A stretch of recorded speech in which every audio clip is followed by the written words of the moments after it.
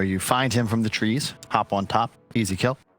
That's why it survived all the way to the last phase of the previous game, and its first 2 here by Live to Win, who also get the best hero in Dota 2. 10 seconds remaining. Interesting enough, coming into this third game, Live to Win was first pick in the previous 2, so now 5 Team seconds Spirit remaining. will be on first pick. And this is why we are going to see a little shift in the picks occurring, simply because, you know, they're on a different pick order. Mars made it through the first phase bans too. Let's see him Dire team's turn to banned out, that ban. is. Radiant team's turn to Yeah, ban. potentially, I think for Team Spirit, this Void Spirit is going to act as their flex between the 2 lanes, especially because now they don't have last pick in the entire draft. They needed 1 open hero, and Live to Win, this is where they are really exploiting this Monkey King, because he can be, you know, to the very end of the draft, he can be in all 3 lanes. We've seen teams on it, off lane, mid, and carry now. 10 seconds But remaining. right now, both teams, they're not really showing much. I think it's very stable openings. 5 seconds remaining. Yeah, a little bit of flex possible for both sides as well.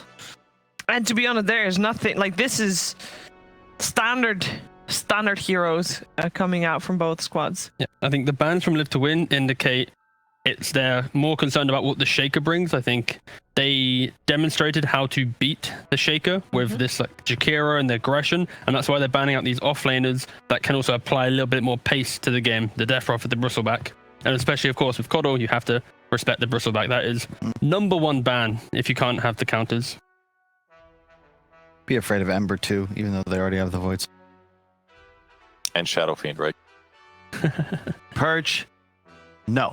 I would not going to say Shadow Fiend. However, it could Dire work. team. Now This that you is the mention game. it. This is the game. It is The game. possible. You go for that blink, go for that use. You kill anyone.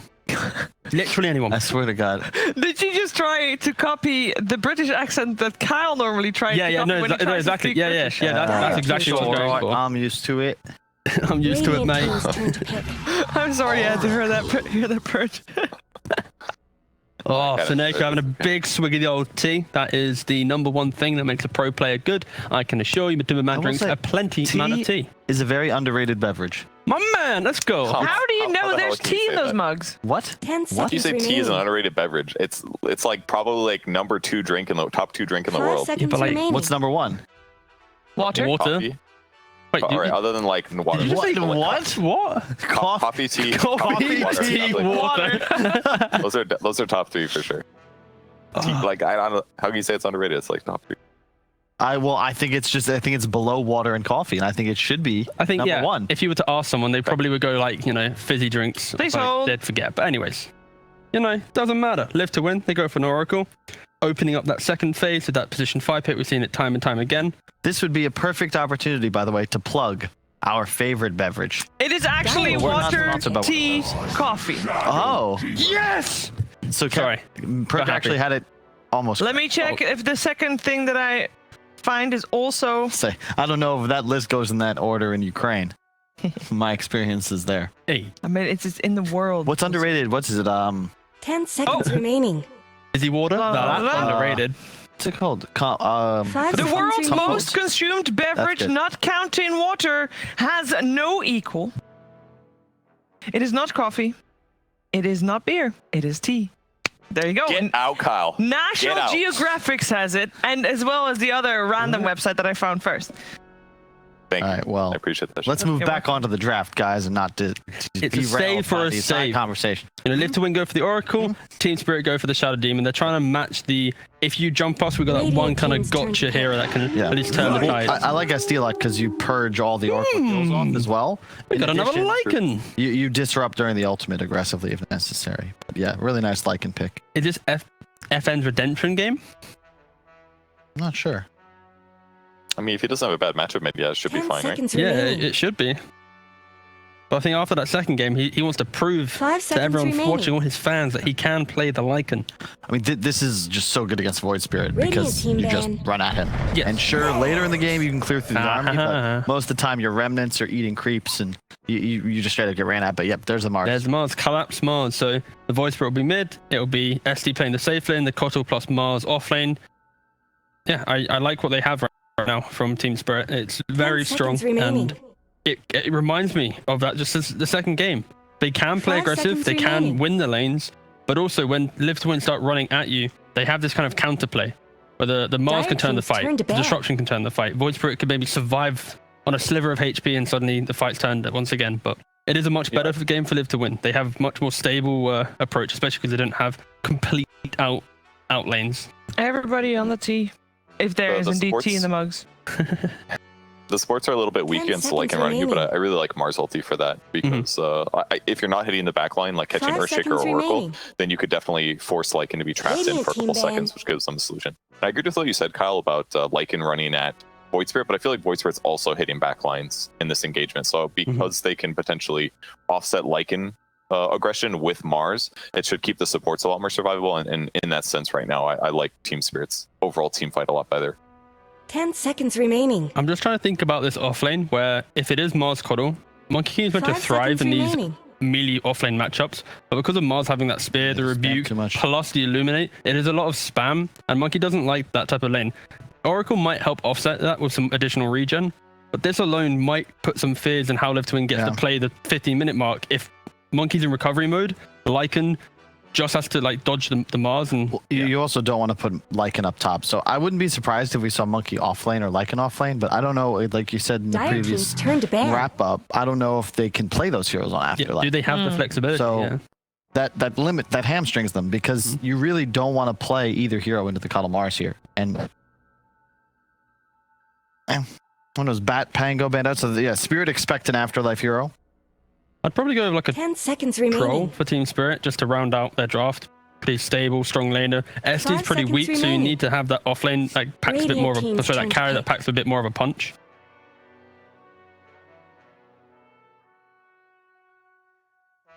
Pango ban. Tier Blade ban. TB would have been really good. Conjure Image against Lycan auras, not to mention just overall physical 10 damage. seconds Works out remaining. really nice with Mars protected too. We've seen we 5 haven't seen much seconds Terrorblade in remaining. this region, but it's very popular in China.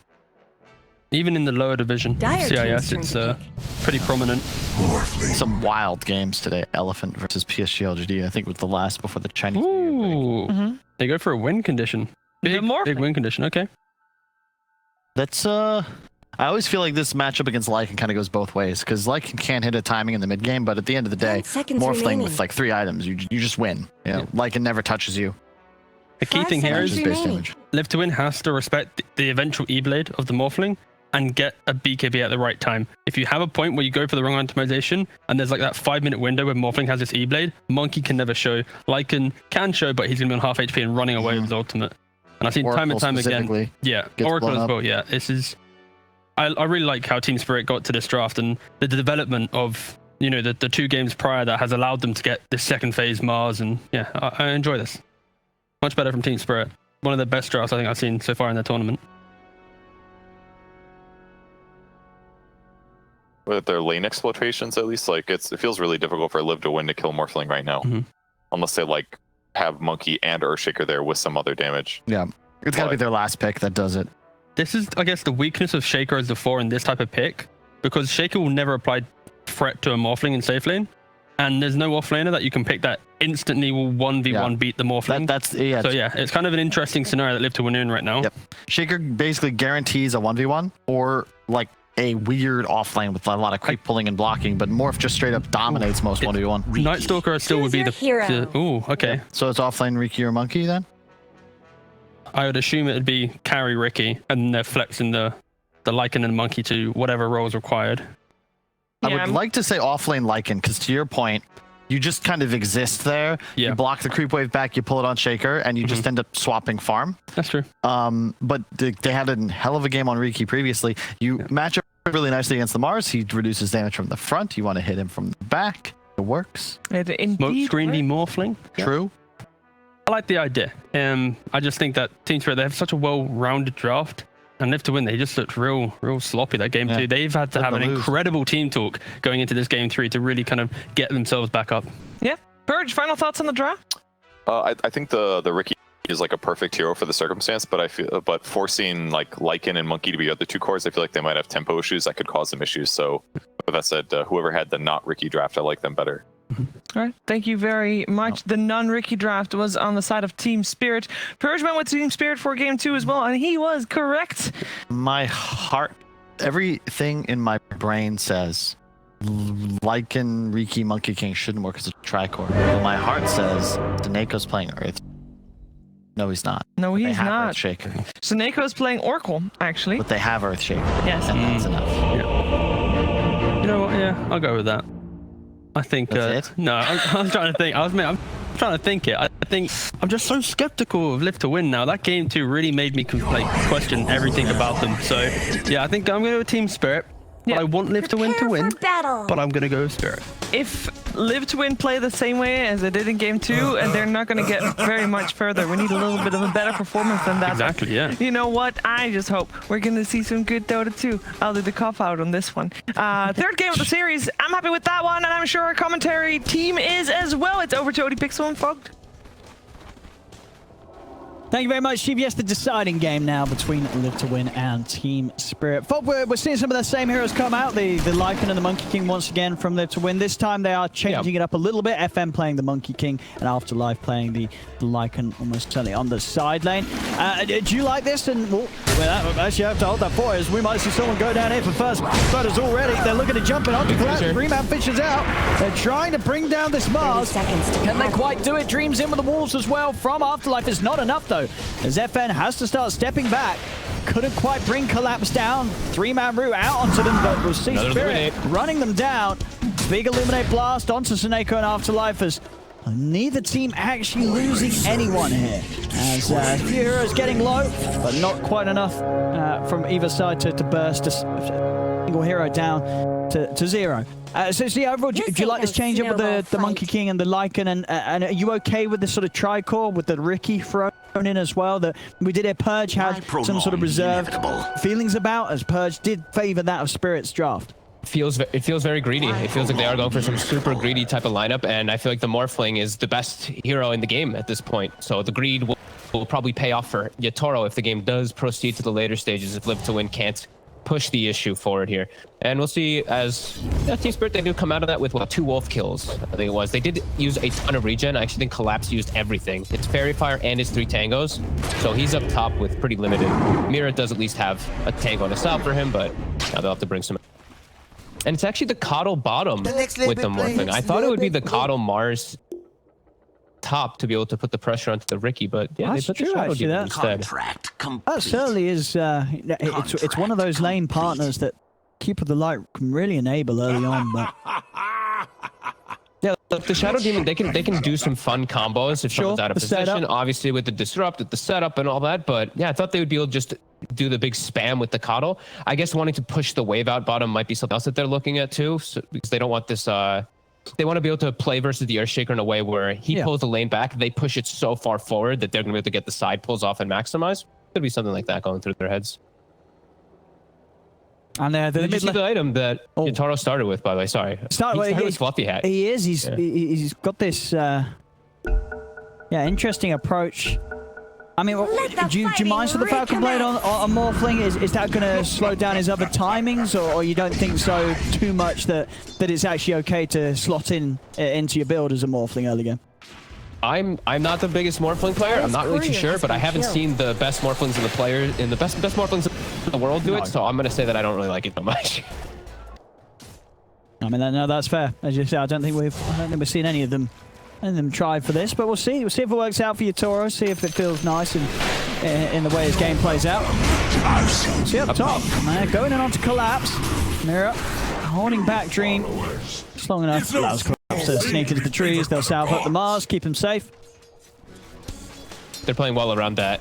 The lack of regen that he really did have. They did bring some extra up there, but look at them putting that pressure. He's down to the 1 tango again. Mira only 3. This top lane looks like it will probably start to get kind of difficult for Spirit as these levels do start to come for the Oracle. They can set up kills pretty easily. The Oracle onto either the Mars or the SD when they have level 3.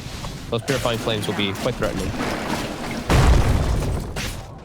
And what you sort of expect out of this the mid lane matchup? Void Spirit against the Monkey King. FN should come out quite ahead. Once he's got like the level 2 Jingu, you just get these free hits always, and you'll be able to just power deny. And when he gets the Orb of Venom, I see he didn't opt to start with it, but once he gets that, it makes it way harder for Tokyo as you get Jingu, and then you just power deny as this Monkey King.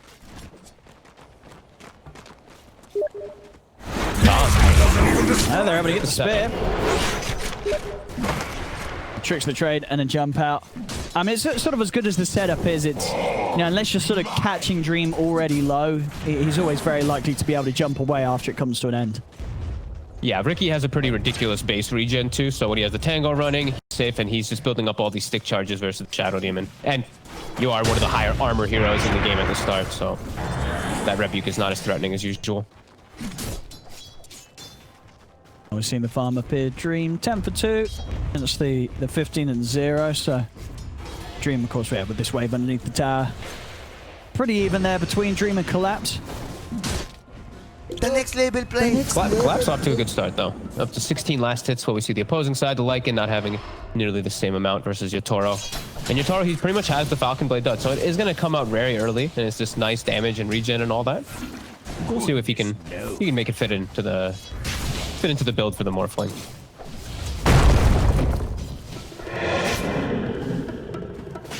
Yeah, I mean, this bottom lane overall, would you consider this a very hard lane for the Morph to play into, or? No. Because this off-lane Lycan, I mean, normally if this was in another setup, say if this is in the mid lane, the Morphling's going to be more than fine, and the Shaker, I feel, early on, is not really going to change too much up. Sure, you've got to be careful of the occasional Fisher catching you whilst you're low, but very unlikely they're ever going to take this Morph down in the lane. No, if he dies, it's entirely that he made a humongous mistake. Yeah. There's no way like a wolf hits him and he dies or something during a fissure. I don't know. That should never ever happen. And it's like in offlane can work pretty well versus the lower base damage heroes, the lower base damage carries, but versus Morphling, he can just last hit right through everything. Your wolves don't actually help. See the runes come out. Tokyo will get lucky. He will get that regen up top. And we are seeing, though, as you say, FN just getting the advantage here mid. 24-5 against the 15 for 0. Monkey King, well and truly coming out on top. Radiant structures are fortified. Baits the glyph. Nice play by FN there. Turned to Boundless and just did a little fake. Tokyo pops the glyph, and then now FN full heals. Seeing a lot of players really bait out the glyphs onto those Boundless strikes. Can make for some very cute plays, especially if it, you know, done in situations where the Monkey King's overextending to get that heal. FN? Power's still on him. He's going to have the Boundless. Instant full heal. There it is. Power of the Monkey King there. And now Kato left bottom. He's at least a speedy hero, so he'll be able to run all the way back down there, maybe stack some camps too. He's actually sticking in the area for a moment. FN getting in again. For FN. This time won't quite be able to get the Jingu built up, but he will have a Boundless to throw out and get the stack, but it doesn't matter. Nice dodge. Yes. All right, and Miposhka's staying around there. Not your usual gank to come out from Kato, but with the one point in that solar bind, makes it enough for Tokyo to be able to kite him out. And Morphling is still just doing fine, so he doesn't actually have to head all the way back down there. Yeah, nice and I guess so as we see, the Falcon Blade is just picked up instead of what the more standard couple of Wraith Bands you'd see on this hero. Yeah, the Wraith Bands are just so nice. Like they give you actual attack speed, which is just amazing for a hero like Morphling, where you're all about your base stats. It's probably gonna work anyway. Honestly, I'm seeing it picked up a lot on all these just ranged Agis. So. Yeah. Sure, why not? The rune's being checked up again. I'm gonna double check the bottom rune, and it's gonna spawn top for Tokyo again. Seeing FN and Immersion looking to chase down Miposhka. Should have him here. FN needing. Oh, actually, he's got the movement speed against him. He does not. Does not. 375 against the 350. Top. They get the poison stacks. It's more than enough to take out Dream. Well, already time for the tips to start coming out again. Of course, this was all started by Live to Win back in that first game of the series. Collapse, 37 last hits. He already has his Orb of Corrosion up here too. That is quite threatening as they have the Catapult Wave pushing it. They can actually apply a decent amount of pressure on this top. About to hit 6 too, so we have that 6 now also finished. I think something just broke in my house. Uh-oh. Yeah, I heard that as well. You're right. What did the cat do?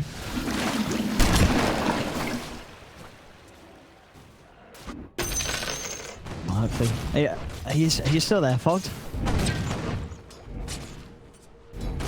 I'm sure he's fine, chat. I'm sure he's fine. Anyway, what have we got going on? As top lane. Farm for Dream, still up there in the top spot. Him and FN. Actually, all three of their cores right there at the top. It's just Yatoro that's a little behind. The setup onto Dream. Dream, he's out to the side. And he's away. Not quite enough catch yet. Collapse not finding a chance to drop down the arena. We'll see over towards mid. Toronto, Tokyo getting in aggressive with the DD Rune. He's diving in with the Astral Step. He's done it. Cuts down FN. Kill is his now. Over towards Meposhka. Meposhka will make it away, but good use there of the DD Rune. We're still seeing though around mid. Shaker, he was hanging around. They're just going to get themselves another one of this. Immersion also losing his life in the mid lane. Not quite sure what the plan was there. Coming forward. Against it. Yeah, are we all good? What happened? I'm not sure. Something caught. I don't know what it was. I'll look for it after the game. I bet it was the cat. This action. It's Toronto Tokyo. He's going to find another. He found 3 kills basically with that DD Rune. They do lose Meposhka. Yeah, he dove in mid. He gets the kill onto FN. He gets the kill onto Immersion, who comes mid as the Shaker. And then he also gets the kill onto Seneko. All through the duration of the same DD Rune. Well, that's the dream for this Void Spirit. I missed everything. And now Yatoro can just go to the jungle. They're going to be able to pressure bottom with Afterlife with this book on the side of Live to Win. But yeah, that's huge, getting this Void Spirit enabled. Now he can make moves around very easily with Collapse, too. He's going to be enabled to set up kills onto potentially this Riki. High burst damage now on him with the max Resonant Pulse. 2 points in Aether Remnant, too. It's going to be a nice gank setup onto this Riki.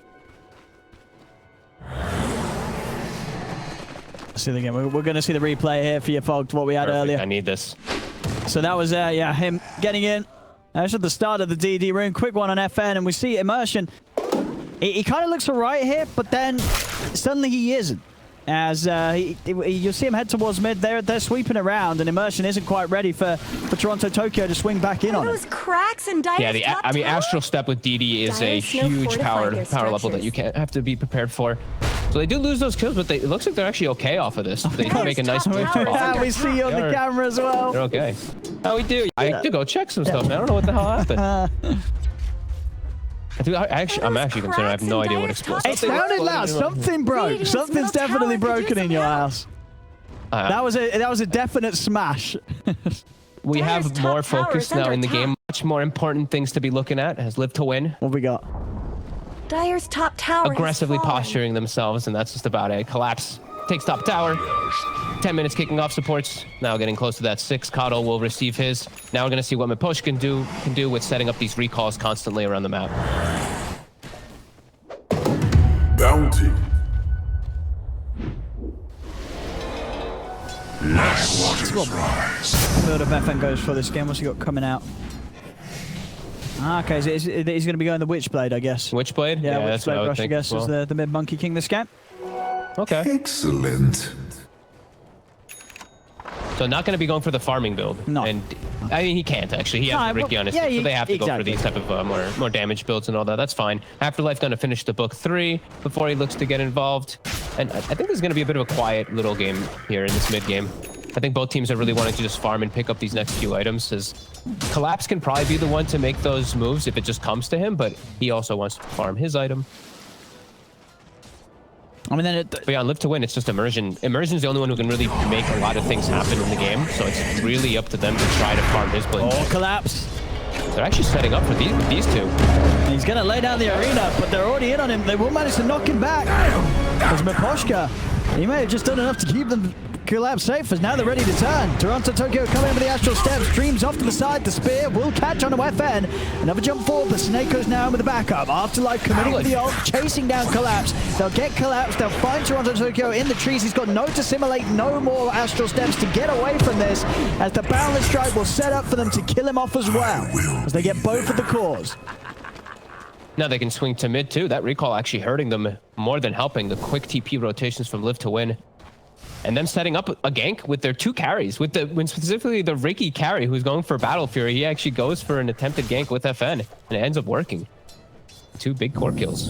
It's going to give him a nice bit of a boost, as still having to, still the slightly less farm to the cores of the game, but incredibly closer across the board. And the top ones Still that of Live to Wins and hitting good timings. Level 3 Necro book done, 12 minutes in on Afterlife. And during all this, they're giving Immersion the mid lane so that he can just chill and farm. And I think they're recognizing that, you know, Morphling, it's just a hero that always just takes some time to build up. So if they can look to set up, if Collapse is ever isolated, they can punish him. But if his team is around him, Collapse is probably one of the strongest in them. Coddle and this Void Spirit around. Dyer's middle Mid tower does not look defendable for Live to Win. They don't have to push. Dyer's middle tower has fallen. Not at all, really. A wave clear, being a Fisher and a boundless strike, and that's not always going to be there, with FN having to use this time to finish off his first item, and it's pretty much done. So Witchblade will be ready for the next fight on FN. They can smoke up. They got the book 3 too. Yeah, this is a pretty big spike here for Live to Win. They're drawing the lines actually to invade into the triangle, it looks like here. They're probably looking to just hunt for the Morphling.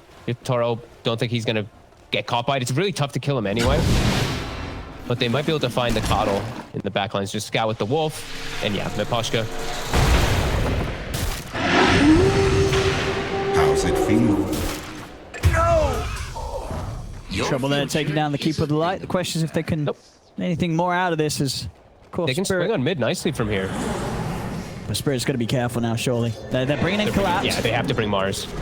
Collapse wants to go with an arena. He might have a chance. Snake's waiting in the trees, ready to offer a backup, but Collapse is able to catch the two, and then Spears off the mark, though. They do jump straight away in on Snako. They're able to burst through the Oracle before Snako can do anything up the False Promise, but the False Promise might just be enough as he keeps Afterlife ready to continue fighting. They get themselves right on top of Yatoro with the slam. He's locked down. He'll fall. The counterplay is there, though, with the catch onto Dream, but Dream's able to jump out to the side. They've got him with the grab. The Remnant from Toronto, Tokyo takes him out. Now with the knockback on Immersion, Team Spirit might just have to set up for the Shaker as well as Immersion. He's trying to escape, but a God's Rebuke from Collapse takes him out.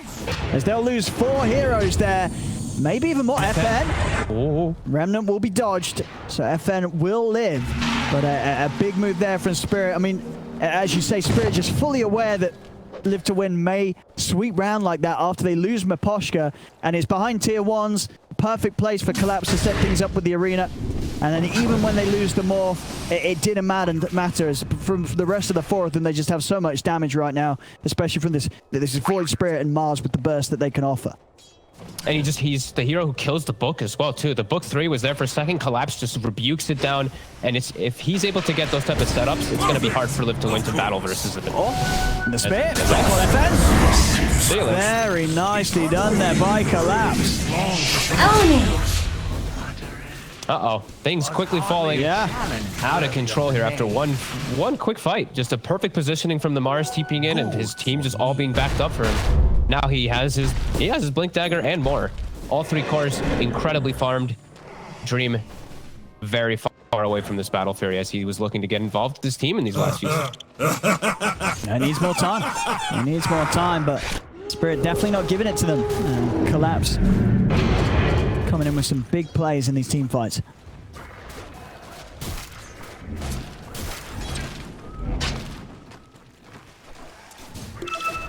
We'll see. This is tough. Collapse. We just saw him go back, pick up the blink. They're set up around top. The ult is ready. Immersion. He shows his face. And he's dead. Quick, easy kill. Oh, his own face. Did into his own Fisher. Oh, that's gotta hurt. And they're making these moves very fast now because of this Coddle. Miposhka being able to recall right after the blink is picked up. They continue this pressure, and it's time where Immersion does not get to farm his Blink Dagger, which it really feels like Live to Win's gonna need to be able to kick off these good fights. The Morphling, that's before he's at his power spike. He started to get much stronger as this time does build up anytime they do give you Toro.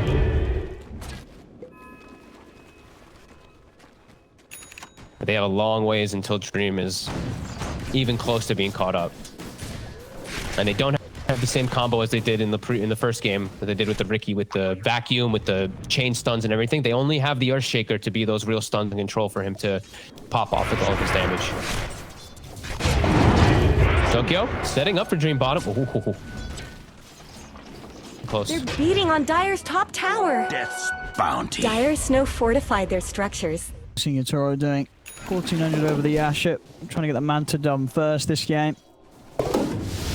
He's going to have some nice potential anyway if he's just able to get the shake with the morph. But of course, with the build right now of Immersion, it's just that 1 point on totem, so won't really make for the most deadly of morphlings. That'll be later. Dire's He'll be able to have fun with that later on. Is the setup for mid. Again, they see this inevitable push coming. Collapse. Not actually looking to TP over. Are they actually going to recall him? They're not quite using it. He's now going to start TPing.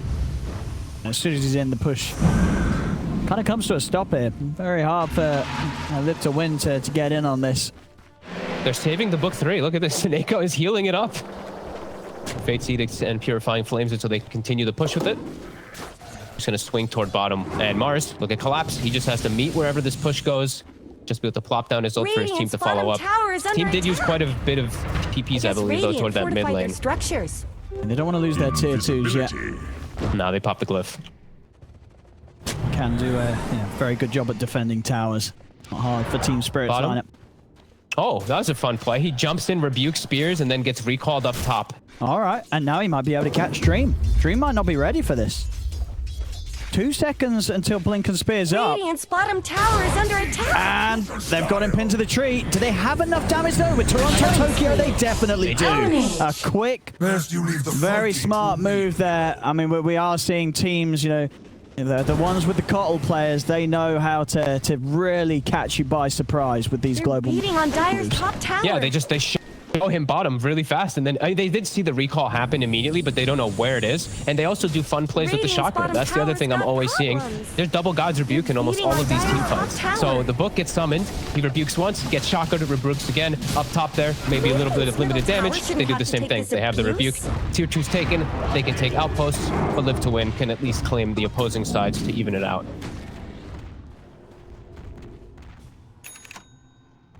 There's a lot of pressure on this Ricky. Dream, especially with the builds being as they are on FN and Afterlife. I mean, Afterlife's understandable, and FN's, as we say, you know, he's got this Witchblade into now the BKB to fight. You know, he's not going to be farming. There's going to be a point where Morphling's going to be scaling ahead, and Ricky's got to keep up. Otherwise, they're just not going to have the late game carry potential to match up against the Morph. I don't think that they're going to have the late game carry potential. Morph is the king of the game. You sort of favor, yeah, Morph against Ricky. You think Morph's going to have the edge? Yeah, and also with the way that I see like itemization, Collapse going for a Crimson Guard. It's really mostly physical on Live to Win. They will find a pick off on Mira. Collapse waiting up on the side here. He's going to get in. He's going to get in on this. He's going to be opened up straight away. Burst through Immersion. Sineko also taken out. Toronto Tokyo straight up on the back lines. They just nuke down FN with the damage output. And Yatoro is going to turn into the Monkey King. Look to try and chase Afterlife. Thinking about maybe getting back in on there, but he's without both the Shaker and the Monkey King for this fight. Mira? Oh. Almost dies to the summons, but Collapse quickly cleans them up. And right around the Roche pit with the Morphling. Extremely fortunate. Immersion will be spawning in about 4 seconds, but not going to be able to get there in time. Yeah, they need more time left to win. They've just got the Battle Fury done now on the Ricky, but this, of course, is nowhere near any sort of record-breaking timing. He needs a lot of space until he's able to be any sort of threat. He's got to at least get that Ags done before Team Spirit really care about him in these team fights. And as you say, the question is if time is ever really going to favor Live to Win's lineup against what Team Spirit have with their Morph getting closer and closer to having like the E-Blade on top of the Manta. And we're seeing already without the E-Blade, Jitoro playing these fights very nicely. Yeah, exactly. And it doesn't feel like it's going to get better, because sure, he gets Battle Fury, but even after his next item, I just look at Morphling's armor and I'm like, you don't care about what Ricky's going to do to you. You have 30 plus armor. It's going to get to the crazy numbers of like 40 plus later on. The Ricky's damage is inconsequential, and you're really only playing versus one actual stun that you have to worry about. So this Morphling is going to be unbelievable as the game does progress. And this E-Blade, it's like I said, mostly physical damage, so he's going to be able to either save his buddies or just knock out a target right away.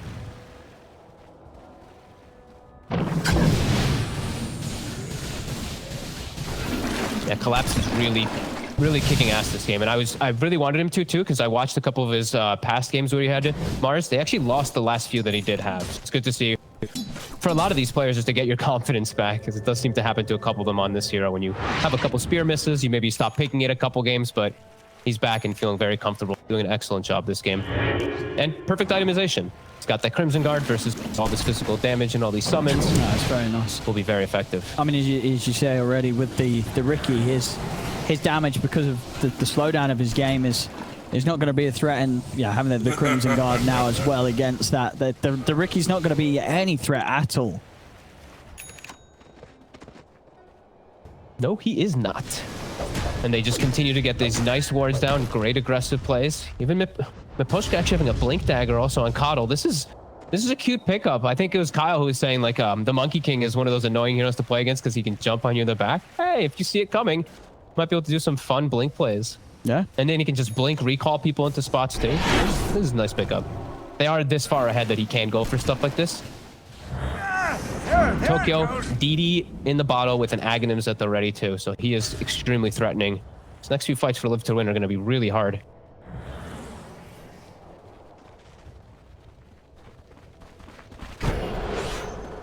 Yeah, I don't know how Live to Win take the fights. They have got the BKB done on FN, so you can at least get in on the front.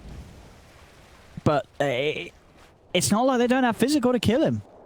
Collapse. Toronto, Tokyo, Yatoro, they all punch very, very hard. Dire's middle tower. FN, that's Ward Vision. They see him perfectly. Oh, here. Uh-oh. I complimented him. I mean, yeah, now he completely whiffs it. FN's able to turn, get the Wukong's command out. Does lose Seneko on the side of it. Dream's going to come over there able to keep Collapse held in the Wukongs, but still, have they actually got the damage to kill him off? They haven't. Collapse is fine. There's not enough damage for the two of them. God's Rebuke knocking him straight into the Remnant. Dream will be able to blink out before the spear connects. Yatoro, he's into the base. He's looking to get in aggressive onto them. They will manage to catch him with the Fisher. And Yatoro is fine. He's able to make it out. Not much good's happening to Radiant's bottom tower. Lucky that they didn't lose more on the side of Live to Win there, it feels. So you're able to scurry back to their base, but still under heavy threat. They are having a nice push bottom. This book, as well as the Wolves, are threatening it a bit here. I think they also got the Ag shard on the Lycan. Yeah. But he's just going for full split push. FN, be careful. There's so much deep vision. They're actually seeing everything from Live to Win. They're going in again. Help Dire's middle tower. Toronto, Tokyo, he's jumping straight in. Collapse onto the side. He's looking for Dream. Dream will be able to look down the cloud, but there's the E-Blade. Boom! Oh, it's already online. Dream's gone. He's picked it up, but he's put it to great use straight away, Yatoro. And now in the high ground, they've got vision. They see Afterlife waiting up here. They get the setup straight into the tree with a spear. 2 kills for Yatoro. As this game is just, it's starting to look as rough as game 2 did for Live to Win. I don't know how they come back into this one, as they're just falling further behind. You know, Dream, their only real chance of some sort of scaling carry, and as we're seeing at this point, the Spirit, they have no trouble killing him off and taking him out of the game. As the Earthshaker 2 emerging, will be protected for a second, but only a quick second. As this game feels completely impossible. The Ricky has nowhere to recover. All this ward coverage that I'm just seeing Miposhka put down too, so they just see all the moves even happening before Live to Win even thinks about doing them. They have a base ward at 25 minutes. It's all going in favor of them, as Morphling, the king of the game, quick early E-Blade, evaporating any targets he really looks for. Dire's middle tower is under attack. It really is. Yatoro having a not much good's great time to Radiant's bottom this time tower. round, and they're trapped. They're trapped in their base. They've got the full coverage. The high ground ward on both of the entrances to the jungle. They've got the base ward as well. They're at least getting some pushing power going down bottom from this constant wolf that's going there, but they're not going to be able to get much more out of the map at all. And the Ricky needs another 2 items to ever have hopes of dealing with this more. Bottom of They're even recalling the blink in aggressively. Oh, FN, he does BKB in time. He has to. He has to BKB to get out of there, and he will. Dire's He'll top be able to tower is TP under away. attack. Cute by Miposhka with the blink. Blink recalls. Live to Win now. They're smoked up, looking to try to catch Tokyo if he split up. They do have that Echo Slam. The Wolves were scouting the Shadow Demon for a second. It's a settle for Mira if they can finish him off in time. They can. Now FN though is jumping around, but these wards, they're spotting all of the moves. Yatoro on the chase. I mean, Live to Win's coming back up here. Dream leading the way. And they're onto him. They're onto him straight away, and he's just taken out as the fight begins. Dream instantly goes down. They get the arena out. FM will be false promised. He stands his ground with the Wukong's command, turns towards Collapse, but Collapse, he just slowly bulwarks himself out to the side. Afterlife and FM both trying to commit onto the Mars. They're burning his mana, but on the side, Snako goes down. Collapse just tanking it all. There's no BKB available now on FN as he gets blown up by the E-Blade combo. Afterlife as well. Cannot get out. He's got to accept his fate here. Hands off the keyboard as he is dead. And inside the base, Yatoro even manages to chase in and dive onto Immersion as well, as it's a full team wipe. Team Spirit, they're now cleaning up the high ground, and they're going to call it. They know that this game cannot be turned around. As Spirit, with that, the series is theirs. Game 2, they played against a pretty broken looking Live to Win, and then this game